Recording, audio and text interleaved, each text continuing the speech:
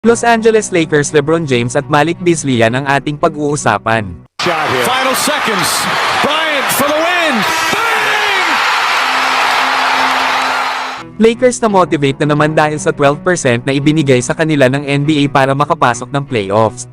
Lalo at sa last 13 games ng Lakers ay 3 beses lang silang nanalo. Kaya naman ay napunta sila sa pang-11 seed na may record na 17 wins at 19 losses. Hanggang sa makaharap na nga nila kanina ang Los Angeles Clippers. At dito nga ay tinalo ng Lakers ang kupunan nila Kawhi Leonard at Paul George sa score na 106-103. Malaking panalo nga ito para sa Lakers lalo isa ang Los Angeles Clippers sa mga contender team sa West. Sa ngayon ay nasa pang-10 seed na ang Lakers. Maganda nga ang performance ng kanilang kupunan kanina. Lalo at nalimitahan nila si Kawhi Leonard na may 15 points lang.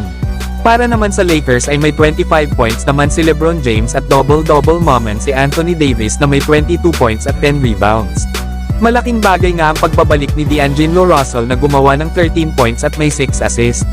At ito namang si Taurean Prince na gumawa ng mga big shots para makuha ng Lakers ang panalo. Habang si Christian Wood ay halos magtala naman ng double-double na may 9 points at 10 rebounds.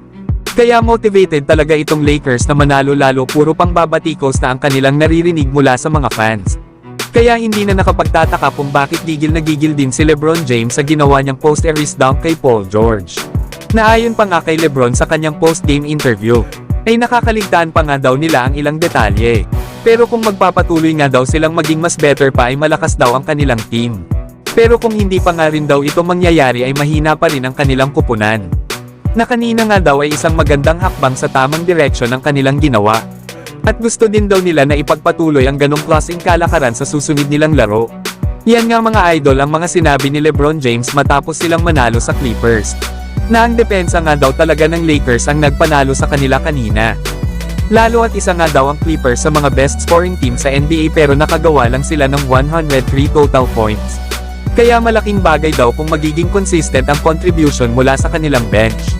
Lalo at itong si D'Angelo Russell daw ay nakagawa ng mga big shots especially na raw sa second half.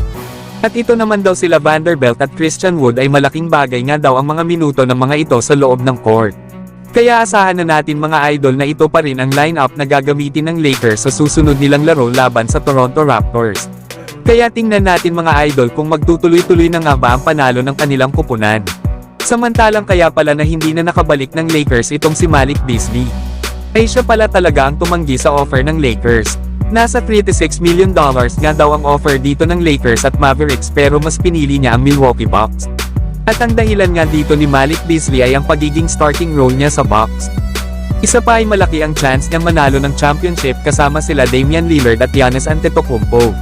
Na isa nga ang kanilang kupunan sa ngayon na favorite na manalo ng championship.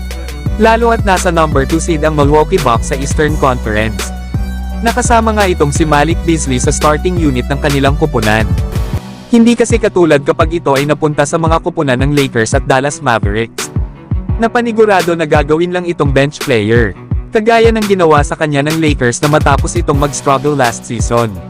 Ay dito na ito inilagay ni Coach Darvin Ham sa kanilang second unit. Kaya tama lang naman ang naging desisyon ni Beasley na piliin ang team na kung saan ay magagamit siya.